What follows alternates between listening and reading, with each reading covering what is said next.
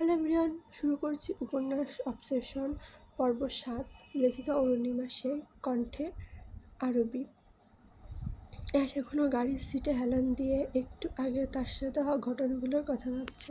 অচেনা জায়গায় এমন একটি পরিস্থিতি তার মনে গভীরভাবে দাগ কেটে গেছে। দেখে অ্যাশ চলে আসার সাথে সাথে আজলান জ্যাকের কাছে যায়। জ্যাককে অ্যাশের কথা জিজ্ঞেস করতেই অ্যাশের বলা সব কথা সব কথা জ্যাক আজলানকে খুলে বলে। সাথে এটাও বলে যে ওরা স্নেক গ্রুপের মেম্বার ছিল। সবটা শুনে আজলানের মাথায় রাগ উঠে যায়। মুহূর্তে তার চোখ রক্তবর্ণ ধারণ করে। আজলানকে এই অবস্থায় দেখে জ্যাক ভয় পেয়ে যায়। সে জানে আজলান রেগে গেলে মানুষ খুন করতে দুবার ভাবে না। সে যতটা সম্ভব আজলানকে শান্ত করার চেষ্টা করে। স্যার, প্লিজ শান্ত হন।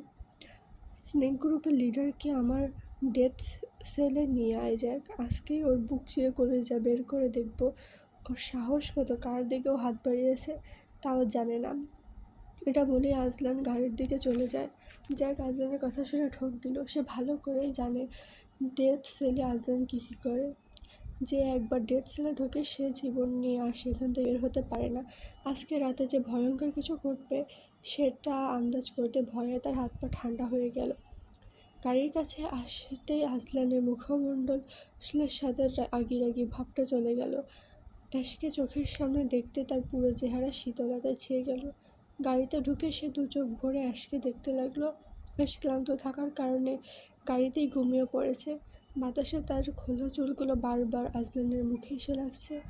আজলান প্রাণ ভরে অ্যাশের চুলের ঘ্রাণ নিল। এভাবে কিছুটা সময় পেরিয়ে গেল। রাত 4টা, ভোরের আলো তখনও ফোটেনি। আজলান অ্যাশকে বাড়িতে নিয়ে এসে রুমে শুয়ে দিল। আলতোভাবে অ্যাশের কপালে ঠোঁটের পরশ এঁকে দিল।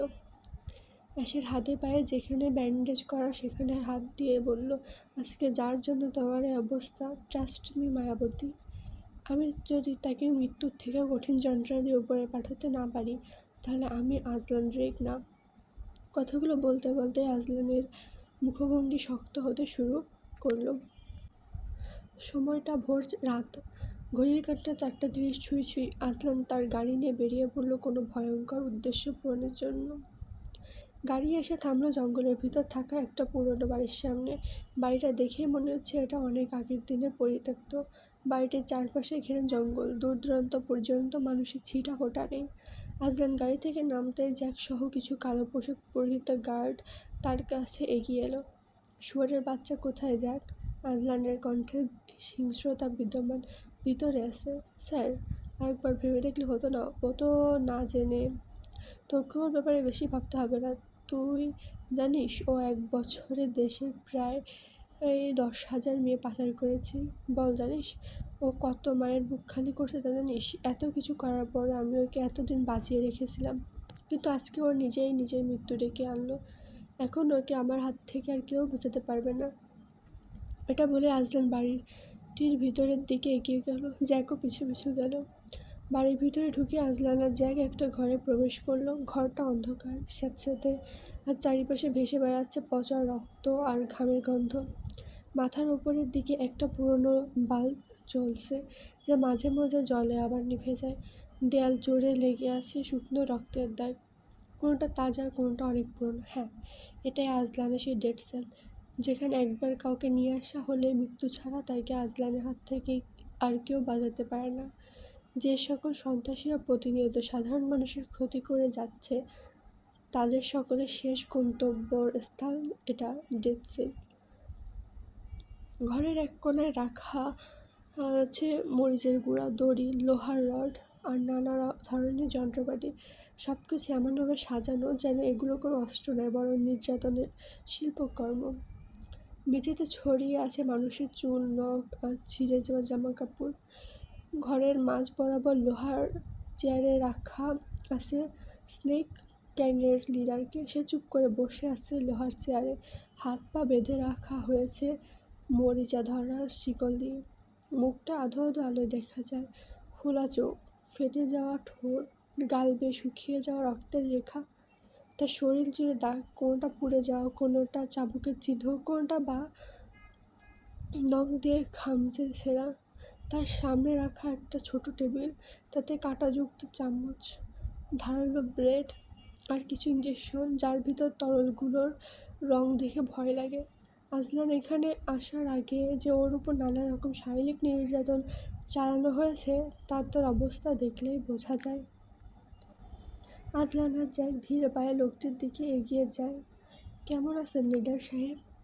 আজলানের কণ্ঠ কানে যেতে লোকটা তার দিকে তাকায়। মুখ দড়ি দিয়ে বাঁধা থাকার কারণে ইশারায় সে আজলানকে কিছু বোঝানোর চেষ্টা করে। আজলান জ্যাককে লোকটার মুখ থেকে দড়ি খুলে দিতে বলে। আজলানের কথা অনুযায়ী জ্যাক গিয়ে লোকটার মুখ থেকে দড়ি খুলে দেয়। দড়ি খুলে দিতে লোকটা যেন একটা শান্তির নিঃশ্বাস ত্যাগ করে, কিন্তু এই শান্তি তার বেশিক্ষণ টিকে না। আজলান একটা ধারালো ছুরি নিয়ে লোকটার গলায় চেপে ধরে। শান্ত কণ্ঠে বলে, কেন কেন তুই আমার ভালোবাসার মানুষকে এতটা কষ্ট দিলি? কেন তোদের জন্য তার চোখে পানি আসলো? শুধু তোদের করা কুকর্ম দেখে ফেলেছিল বলে? জানিস, আজ শুধু তোদের জন্য আমার ভালোবাসার মানুষের হাতে পায়ে আঘাতের চিহ্ন। আজ তোকে আমার হাত থেকে স্বয়ং মৃত্যুও বাঁচাতে পারবে না। আজলানের কণ্ঠ শান্ত, কিন্তু এই অন্ধকার ঘরে তার এই শান্ত কণ্ঠ মুহূর্তেই যে কারোর মনে ভয়ের সৃষ্টি করতে সক্ষম। কথা বলতে বলতেই আজলান ছুরির ধার দিয়ে লোকটির বুকের এক পাশ কেটে দেয়, সামান্য করে, কিন্তু সেখানে থেকে গলগলিয়ে রক্তের ধারা বইতে থাকে। এভাবে সে লোকটির শরীরে বিভিন্ন অংশে ক্ষতের সৃষ্টি করে, কোনটা গভীর, কোনটা চামড়ার নিচে। এতেও যেন তার মনে শান্তি লাগে না। আজলান হিংস্র বাঘের মতো চিৎকার দিয়ে জ্যাককে ডাকে। আজলানের চিৎকারে বাইরে পাহারা থাকা গার্ডরাও কেঁপে ওঠে, কিন্তু ভেতরে কী হচ্ছে তার সম্পর্কে তাদের কোনো ধারণা নেই। তাদের জন্য বাড়ির বাইরের ঠাঁই বরাদ্দ, ভিতরে তাদের প্রবেশ নিষেধ। তারপরেও কেউ এই নিষেধাজ্ঞা ভঙ্গ করে ভিতরে প্রবেশ করলে তার মৃত্যু অনিবার্য। জ্যাক আজলানের এই হিংস্রতা দেখতে দেখতে অভ্যস্ত। প্রথম প্রথম তার এসব দেখতে ভালো লাগতো না, কিন্তু আজলানের সাথে থাকতে থাকতে সে এখন এসবে অভ্যস্ত হয়ে গিয়েছে। জ্যাক এই শুয়োরের বাচ্চার চোখে আর মুখে কাপড় বেঁধে দেয়, যেন ও যন্ত্রণায় ছটফট করে কিন্তু মুখ থেকে কোনো শব্দ বের করতে না পারে। জ্যাক আজলানের কথা মতো লোকটার চোখ মুখ কাপড় দিয়ে বেঁধে দেয়। লোকটা চোখ মুখ বেঁধে দেওয়ার পর প্রথমে তাকে ঠান্ডা পানিতে ভিজিয়ে তার আগে বিদ্যুৎ চালানো হয়। তার শরীর এক ঝটকায় লাফিয়ে ওঠে, পেশিগুলো কুঁচকে যায়, দাঁত কিটমিট করে ওঠে। মুখ বাঁধা থাকার কারণে সে চিৎকার করতে পারে না, কিন্তু ভেতরে আর্তনাদ ছাপিয়ে যায় ঘরের দেওয়ালে। এতেও আজলানের হিংস্রতা কমে না, বরং লোকটাকে এর থেকে দ্বিগুণ কষ্ট পেতে দেখে তার হিংস্রতা যেন আরও দ্বিগুণ বেড়ে যায়। সে নিজ হাতে লোকটির নখের নিচে সুচ ঢোকাতে শুরু করে, একটা একটা করে, ধীরে ধীরে, ঠান্ডা নিষ্ঠুরতায়। প্রতিটা সুচ ঢোকানোর সময় লোকটি কেঁপে ওঠে, ঘাম ঝরে, চিৎকার করতে পারে না। যন্ত্রণাটা এতটাই গভীর যে তার শরীর ঠান্ডা হয়ে আসে, কিন্তু আজলান থামে না। সে লোকটির হাতের আঙুলগুলো একে একে ভাঙতে থাকে, নরম নয়, বরং হঠাৎ করে শব্দ করে ভেঙে ফেলা হয়। হাড়ের সে ভাঙার শব্দ ঘরে প্রতিধ্বনিত হয়। লোকটাকে এভাবে কষ্ট দিয়ে আজলান যেন পৈশাচিক আনন্দ অনুভব করে। এসব কিছু করেও সে এখন থেমে থাকে না। সে লোকটির গায়ে গরম লোহার রড স্পর্শ করে, এক জায়গায় নয়, কাঁধ, ঘাড়, পিঠ সব জায়গা পুড়ে যায়। পোড়া চামড়ার গন্ধে ঘর ভরে ওঠে। লোকটি কাঁদতে পারে না, সে যেন কাঁদতে ভুলে গেছে। শুধু চোখের কোণ দিয়ে নীরব অশ্রু গড়িয়ে পড়ে। অবশেষে আজলান এত নৃশংসতা আর শরীর অসহনীয় যন্ত্রণা সহ্য করতে না পারে লোকটি পরপারে পাড়ি জমায়। এতক্ষণ ছটফট করতে শরীরটি হঠাৎ এমন নিস্তেজ হয়ে গেছে দেখে আজলান আর জ্যাক বুঝতে পারে যে লোকটার জীবিত নেই। এবার আজলান জ্যাককে গিয়ে ঘরের দরজা বন্ধ করে দিতে বলে। ঘরের দরজাটা বন্ধ করে দেওয়া হলে ভালো হবে, কোনো শব্দ যেন বাইরে না যায়, কোনো গন্ধ যেন কেউ টের না পায়। আলোটা নিভিয়ে কেবল একপাশে রাখা টিমটিমে লাল বাতিটা জ্বালিয়ে রাখা হয়, যেন ঘরটা এক রক্তিম ছায়ায় পড়ে। ঘরের মাঝখানে পড়ে আছে নিথর এক মৃতদেহ, আর ঠান্ডা নিস্তেজ। কিন্তু আর কিছুক্ষণের মধ্যেই সে দেহ আর থাকবে না। দেহটার মালিকের অস্তিত্ব এই দুনিয়া থেকে চিরতরে মুছে যাবে। ঘরের এক কোণে রাখা বিশাল কাচের কন্টেনারটা জ্যাক ধীরে ধীরে টেনে আনে। তার ভিতরে হাইড্রোফ্লোরিক অ্যাসিড ঝকঝকে স্বচ্ছ আর ভয়াবহ। মুখ খুলতে এক ধরনের তীব্র বিষাক্ত গন্ধ বাতাসে ছড়িয়ে পড়ে। চোখ জ্বালা করে ওঠে জ্যাকের। গন্ধে গা গুলিয়ে আসে তার। কিন্তু আজলানের মুখে যেন কোনো অনুভূতি নেই, এক ধরনের অভ্যস্ত ঠান্ডা নিষ্ঠুরতা। মৃতদেহটাকে ধীরে ধীরে তুলে নামানো হয় অ্যাসিডে। প্রথমে চামড়া গলতে শুরু করে, মাংস আলগা হয়ে আসে, লালচে রঙের তরল ছড়িয়ে পড়ে অ্যাসিডের উপর। অ্যাসিডের প্রতিক্রিয়া ফোঁস-ফোঁস শব্দ হয়, বুদবুদ উঠতে থেকে মাংসগুলো সরে গিয়ে হাড় দেখা যায়, তবে সেটাও বেশিক্ষণ থাকে না। হাইড্রোফ্লোরিক অ্যাসিডের হাড়ের ক্যালোরির সাথে বিক্রিয়া করে একে একে সব গলিয়ে দেয়। ঘণ্টাখানেকের মাথায় কন্টেনারটার ভিতরে আর কিছু নেই, শুধু এক ধরনের সাদা মতো গলিত তরল, যেখানে একসময় ছিল এক দেহ, একসময় ছিল একটা জীবন। এই মৃত্যু ছিল নিঃশব্দ, না রক্ত ঝরল, না চিৎকার, না কোনো অস্তিত্বের চিহ্ন। ঘরটা আবার নিস্তব্ধ, শুধু বাতাসে ভেসে বেড়ায় এক ধরনের গন্ধ, মৃত্যু, ভয়ের আর নিশ্চয়তার।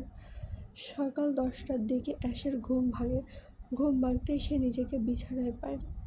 ব্যথার ওষুধ খাওয়ার কারণে আজকে তার একটু বেশি ঘুম হয়েছে। নিজেকে বিছানায় দেখে সে বুঝতে পারে কাল রাতে আজলান তাকে রুমে নিয়ে এসেছে। সে আর কিছু না ভেবে ওয়াশরুমে ফ্রেশ হওয়ার জন্য যায়। ফ্রেশ হয়ে নিচে নামতে সে আজলানকে ড্রয়িং রুমের সোফায় দেখতে পায়। আজলান সোফায় বসে তার হাতের কেটে যাওয়া অংশে ওষুধ লাগাচ্ছিল। অ্যাশ সেটা দেখে আজলানের কাছে দ্রুত আসে। 3 আজলান অ্যাশের কথা শুনে তার দিকে তাকিয়ে বলে, কি ওষুধ? কেন? আমি লাগিয়ে দিচ্ছি। দরকার নেই, আমি নিজের কাজ নিজে করতে অভ্যস্ত। অ্যাশ আর কিছু না বলে সোফার এক পাশে বসে পড়ে।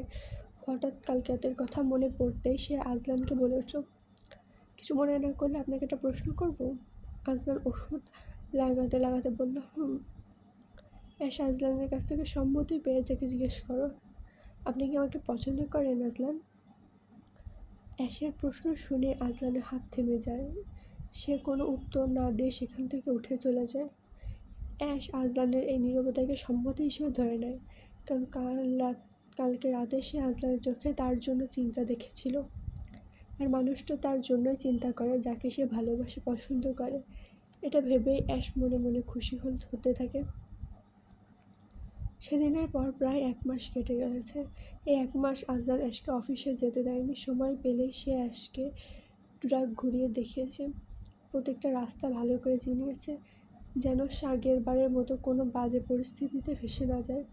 আজ প্রায় 1 মাস পর অ্যাশ অফিসে আসলো, কিন্তু অফিসে এসে তাকে এমন একটা কথা শুনতে হবে সেটা সে কল্পনায়ও ভাবতে পারেনি।